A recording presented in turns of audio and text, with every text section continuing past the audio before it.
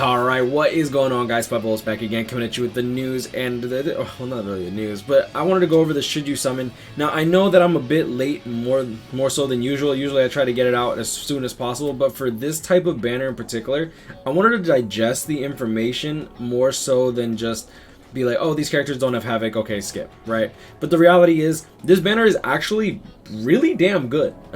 Getting right into it, as you see here, the filler pool does actually include Koga and Rukia, two characters of which are actually very, very strong units that are in the premium pool and high potential of getting them not only 5/5, but actually worth max transcending should you get them 5/5. Now, I don't think that you should use a move source even if you have them 4 out of 5, just because like you'll probably get them in the future anyways. They're starting to become more prevalent in filler pools. Going into Tensa and Shinji. Tensa is good in Senkaimon, Shinji is good in some epic grades. Other than that, he is a low stamina damage boost at best, aside from like Senkaimon and epic grades. Yoruichi is actually a pretty good value character. And going into the Halloween characters, you have Halloween Yachiru, Reruka, and Halabel. Now, these three characters are not necessarily OP, but they're nice to have, and if you don't have them, then it's okay to like try to go and get them, right? You also have Bond Ichigo, who is actually a Chronicle Quest bonus character. Keep in mind that none of these other characters are going to be Chronicle Quest Part 3 bonus characters, so you don't have to really snipe for any of these, which is nice. Going into the actual banner, and like I said, I wanted to digest the content because there's actually a lot of stuff that I didn't really properly go over. First and foremost, going into Edrad, he's actually a really good character. Strong attack recharge minus 12%, 794 spiritual pressure, berserker 20%, no havoc, but he does have guard break, which is actually really good. Damage to burning enemies plus 20%, but no disabler. Debilitator plus 2 seconds, which is standard for burn status ailment. Frenzy, devastation 40%, bruiser 20%. Overall, he's a good character. Like, he's a bit bulky and big, but he does have a human killer, which I do feel like will hold him back quite a bit. I don't really see Caleb releasing much content where human killers are actually going to be prevalent. It's not like No Affiliation where they can just pump out random enemies and then, okay, cool, these are No Affiliation characters. These are going to be human characters, right? We do have some PvE human enemies, but for the most part, they're going to be so few and far between. This killer is pretty much negligible. Going into his actual skill, he has the 2500 length beam, 800 circular AoE distant strong attack, and full screen third strong attack. Standard, good, copy-paste, God Kid character. It's just very good character. I don't think he's bad. I think he's just very copy-paste, very safe, right? And my only issue is that Mind has a lot of very strong SP based units. You have Noelle, you have Hikone, you have really the pick of the litter when it comes down to it. Honestly, I think that if you want a Mind unit here, you'd actually rather want Koga than Edrad, which is funny. Next on the list, Ikkaku, and probably my favorite character in this entire banner just because of his aesthetic. As you see here, his art is probably one of my favorites in the entire game. 777 attack. Someone brought up the fact that like he's supposed to be like the luckiest, so like the 777 attack kind of like fits the mold. He's a damage reduction 16% link, and someone actually brought up to the fact that he could potentially be a Jugrum counter, and I never really thought about it because realistically speaking, nothing can really stop Jugrum. But looking into this character's kit, you have the Last Ditch Survival, which will allow him to survive past the 10 seconds. He has Poise, he has Flurry, he has Enhancer to increase his defense to help with his survivability. Sprinter plus 1, the Weaken Immunity is going to be good against Jugrum's ultimate, as well as just potentially getting randomly inflicted by it because he's immune. A Bruiser 40% to go along with the damage reduction. And sure, I wish that he had more Berserker. I wish that it was like a 50% Berserker. That would have been ideal. The reality is this character is actually pretty good. His first strong attack is a standard lunge attack, which is good. No status elements, which I'm kind of sad about because I feel like if he had a status element, he'd be even... Well, obviously he'd be even better, but like he does have a Hollow Killer. He's the first Speed Flurry Hollow Killer. And he has a lunge for strong attack. His second strong attack is going to be a boost type ability, except it is the standard lunge ability of the 625 radius. That is the same as, I want to say, who's this the same as? I don't want to say Soifon's. Oh, the second strong attack is going to be the same as Nell's and Grimmjow's, where they just lunge forward a bit. And then the third strong attack is going to be the same as Jushiro and this Nell. Keep in mind that they have a different hit count, but the magnification is still the same. So the strong attack is, it essentially works exactly the same. It just doesn't have frenzy, so it doesn't have a crazy amount of hits. It's a very good strong attack, especially for a NAD style character, because it pulls in the enemy and then explodes. Alright, well, where was I? Sorry, I had to pick up a call. So it is a 1000 radius vacuum into an explosion, which is really, really good. It is classified here as a vortex, but it's really nice because it does pull them in and then it puts them in one area so you can actually nad them down. In my opinion, his kit is perfect for a nad character, and I personally love it. Now, while I have you here, if y'all can smash the like button for the YouTube algorithm, I'd like to go over ways that you guys can actually support the channel. For those that want to actually bless me directly, of course, you can become a member by joining the channel or sponsoring, as you will.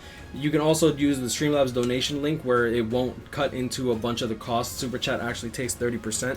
However, there are other ways. First and foremost, the things that I actually would recommend are people investing into your future, whether it be Acorns, Robinhood, or WeBull. Robinhood will give you a straight up free stock. WeBull will give you up to 2. Acorns will give you $5, which will cover 5 months of the expense of actually using their software, which I actually do recommend, especially for those that are trying to get into it. And last but not least, of course, you can always use the Amazon affiliate links, which even if you don't buy what's linked, I would actually still get a cut. So that's another way that you guys can actually support me. Now, for those that are supporting me on a financial level, you guys are literally part of the 1%, and for that, I honestly owe you, like, you guys honestly relax.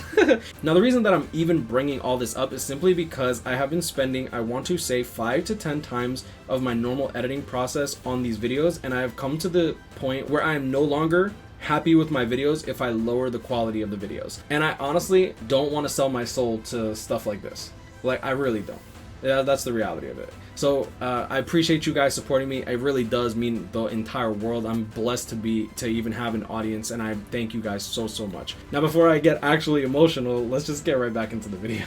Now, last but not least, the next banner character, and it's Grimmjow. Grimmjow, I didn't realize it at first because I was so disappointed that he didn't get Havoc 20%, but he is actually probably one of the hardest hitters in the entire game, and I didn't really put 2 and 2 together. Damage inflicted at full stamina 25%. Damage, like full stamina damage boost links are really strong, okay? The fact that he got Frenzy just speaks to the power that he actually has. He has a Berserker of 40%, no status elements, but he actually boosts the strong attack damage of a Ronkars by 20%, so he has a Berserker of 60%, okay? The Berserker of 60% along with damage inflicted at full stamina pretty much comes out to, I want to say, you know what, we can do the math. Just straight up raw damage, right? Let's go 100%, say that's the normal modifier. You have the 60% from the Berserker, and then you multiply that by 1.25. So you literally have pretty much a 100% Berserker. That's really freaking crazy. That is that's nuts. All right, now going into the character builder, you'll see the damage difference between these characters. The left side will be Ginzuru, right? This is them completely naked, no link slots, no transcendence, no nothing. And you'll see that the damage is actually quite crazy. Going into the first strong attack of the Ginzuru, 4920 divided by 688 minus 1. You'll see that Grimmjow's first strong attack actually deals 28.57% more damage than Ginzuru. The third strong attack, 6400 divided by 8952 minus 1, boom, 28.5%. So on average, if you can keep your full stamina damage boost, you're actually dealing about 28% more damage than Ginzuru with this Grimmjow. If that doesn't tell you how strong this character hits, I honestly don't know what to tell you. 28% more damage is a lot of damage. Bro, what am I gonna do? That's crazy. That's actually crazy. That's almost 30% more. Not to mention, he doesn't even sacrifice the strong attack recharge for that damage because he has it as a skill. He has the devastation 60%, so he hits like a truck on top of the damage inflicted at full stamina 25. He's gonna nuke hard, which is really good, despite not having weakening on his ultimate. Keep in mind that his first strong attack is going to be a 2500 length beam. Second strong attack is going to be a standard lunge, well, a standard second strong attack lunge, which means that you have actually more range than normal. And then his third strong attack is a standard full screen third strong attack. I believe that this is the first character with a beam first strong attack and a lunge second. And honestly, real talk, I think that this is better than the lunge beam combo that we normally get with someone like Kirinji, with someone else like Fullbring Ichigo. So I think that this is going to be a new shift in terms of how characters are built, and I wouldn't be surprised to see other characters with the same kit as Grimmjow in the future, maybe with Havoc 20%. And I'm not gonna lie, I'm still a little disappointed that none of these Fierce Battle characters got the nod for like Havoc 20%. It would have been really cool to see this Grimmjow to lose the Bruiser, give him Havoc 20%, and just make him the definitive best tech character, no questions asked, definitive edition, HD remastered, Nintendo 64 remake on the Switch, just the best tech character in the game. As of right now, I still think that he has competition with Ginzuru. Obviously, he hits significantly harder. Obviously, Ginzuru doesn't have Havoc 20%, but Ginzuru does indeed have two killers, and they're both very, very strong. At the end of the day, right now, there's no real need for tons and tons and tons of damage, as opposed to just range, because right now range is dominant because all these enemies have such minuscule HP that Transcendence kind of bypasses difficulty quite a lot. And that's pretty much all I have to say about the entire actual banner characters. Going into the fillers, and we're going to break these down because I do want to talk about them. Rukia is actually an incredible unit. Strong attack recharge minus 14% link at worst. Like, that's the worst she could possibly ever be in the future. She has a very good kit. Berserker 20%, no Havoc, Frenzy, Debilitator plus 5 seconds, freeze on everything except for the paralysis on the second strong attack, but it's pretty much the same thing as freeze. Going into her actual kit, she got the beam first strong attack, 800 radius second strong attack, and then the full screen third strong attack. So literally the same exact kit as Liones, so keep that in mind. Next on the list, Koga. Personally, I feel like he has the best kit in the entire game. Havoc 20%, Frenzy, no Berserker, but he does have an enhanced strong attack recharge link just like Rukia. Going into his actual kit though, he has a 3000 length beam because he has the Havoc. He has the 960 radius AoE, second strong attack, same thing as Rukia, but but unlike Rukia, he has Havoc 20%, and then his third strong attack is the 975 AoE distant attack that turns into 1170 with the Havoc 20%. This character has range for days, bro. Like back when everyone was using landlines on their phones and stuff like that with their big like box televisions and stuff, this man was already on his cell phone, bro, with his block cell phone. He was like, yo, what up, G? I'm good. So yeah, that's pretty much all I gotta say about Koga. Next on the list, Tensa, Senkaimon character, Shinji, epic raid character, Yoruichi, very good character. She is a team booster, strong attack recharge minus 14%, premium pool character. She does have enhancer, she has frenzy, lunge first strong attack, regular standard crap boost, second strong attack, but it is a boost nonetheless, and then third strong attack is going to be a standard full screen. A very good character. I don't really want to go too deep into any of these characters because they're honestly not very good. They're pretty outdated in this day and age, unfortunately, but hopefully with Resurrections they could come back. Going into Ichigo, I think that he's actually pretty good. At worst, he's going to be a normal attack damage 25% link, and he's also a Chronicle Quest bonus character, so that actually gives fragment bonus, right? So that's actually really, really, really good. He does have weakened defense on his ultimate, as well as a bruiser of 75% when you include his soul trait, and then with the weakened defense on his special, he's actually able to nab down the enemies relatively easily. My only issue with him is he doesn't have flurry, which a lot of these NAD characters kind of need flurry to compete with all these other characters. Alright, so that's enough of that with the main banner. Going into the actual individuals, the individuals actually seem to be pretty mid, I'm not gonna lie. Byakuya is going to be a Senkaimon character. This Gin is not very good. He's really cool, and don't get me wrong, nice to have for the collection, but that's about it.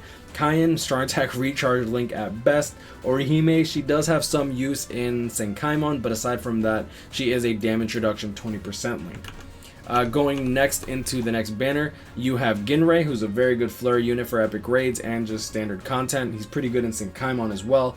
You have Byakuya, who's actually, in my opinion, pretty good. I'm not gonna lie, I actually like this Byakuya quite a lot. I don't really want to cover Yukio and Yumichika because they're pretty bad. Going into this Byakuya in his actual kit, his first strong attack, standard lunge, full screen, third strong attack, but his second is going to be the same shockwave style ability that just deals massive amounts of damage. This second strong attack, if you get it up to the boss, you pretty much nuke the boss. If you're doing co-op, this character Max Transcended actually claps cheeks. I'm not gonna lie. Like in co-op, you'll be able to literally nuke down bosses with his second strong attack alone. Bruiser of 20%, debilitator plus 5 seconds, paralysis on everything, paralysis immunity, as well as frenzy and devastation 40%. Overall, very, very good character. Ginrei, he has flurry, he has poise, damage reduction 20% link at worst, like good value character, and he's a premium pool unit, so chances of you getting him 5/5 does, you know, it's something that you got to factor in, honestly. And then going over here, honestly, none of these characters are really too crazy. The White Ichigo, he's cute, like he is a Cacao Society unit. Jackie does have a strong attack damage plus 25% link, and she is a holo killer with a boost. There's not many melee holo killers with a boost, so she does play a niche role when it comes to guild quests, and I don't really think that strong attack damage 25% links are really useful. I feel like strong attack recharge is so much stronger unless you're talking about Senkaizens for like something like guild quest or Senkaimon in general. But I mean, that's neither here nor there. Loopy, he's pretty mid, I'm not gonna lie. Renji, he's pretty mid. He has some unique designs to him, but could be better. And White Ichigo, strong attack damage 25% link for mind, weaken immunity, and his kit is literally the exact same as Thousand Year Blood Horizon, except he doesn't get to charge it for 24 seconds because he doesn't have the option. Not because it's better. It's not better. But I'm gonna leave it at that. You know, guys, grind on, catch up, premium, stay blessed. Like, comment, subscribe if you're new. I hope you all enjoyed this video. I do hope this video gives you a more informed decision on whether or not you want to summon. Personally, I think that the main banner is actually worth going into. I would only suggest you do it if you're a new player. If you're a veteran and you have like all the fillers, I'm not gonna lie, I probably would advise against it, simply because this banner is going to be premium pool. I'm personally gonna do 5 steps, but I'm not gonna lie, the only reason I'm doing 5 steps is because it comes out on my birthday, and it's like I want to summon, it's my birthday, you feel me? But I'm gonna leave it at that. I hope y'all enjoyed the video. See y'all in the next one. Peace.